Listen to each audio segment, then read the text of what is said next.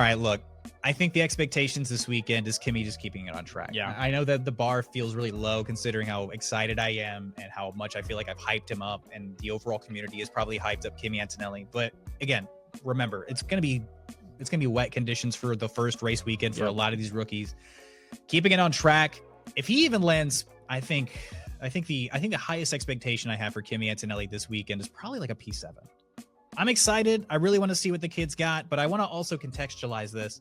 He did have a crash in F2 in Australia last year.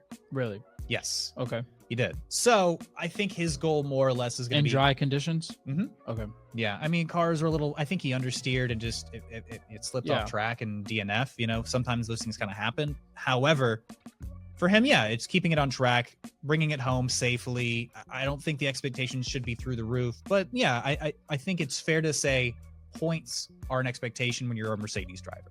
So would you be upset if there was a no points weekend for Kimi in his first year or his first weekend? Upset? I think I would be more. I think I'd be a little more upset if he crashed. Okay. If he DNFs, I think I'd be upset. I don't think I would be floored if for some reason the Mercedes didn't quite finish in the points. Okay. If he's sniffing points, that's awesome. If he gets points, fantastic. But I'm not expecting anything like a podium. I'm not expecting anything like a top 5. It's a good car from all accounts. Testing, the reports seem to be that they could very well be 2 to 3. Yeah. As far as the speed hierarchy there. But again, this is a rookie driver, first race. Not everybody is Lewis Hamilton and just absolutely murdering the game coming out.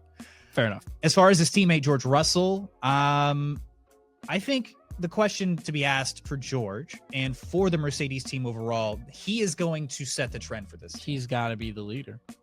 He is the leader for sure. I understand that he's the leader, but he needs to actually develop in that role. Yeah. What I mean though is from a car perspective, from a performance perspective, you have to be sniffing the podium if you're George Russell. Yeah. If the car is as good as the media seems to think it's going to be, as good as Mercedes feels it can be, maybe a couple steps behind McLaren, but enough to potentially hit a podium. If you're battling the Ferraris, you're battling your former teammate Lewis Hamilton, you're battling Charles Leclerc. In these conditions, P3 has to be the goal for George Russell. I think if you get P5, that's like a baseline.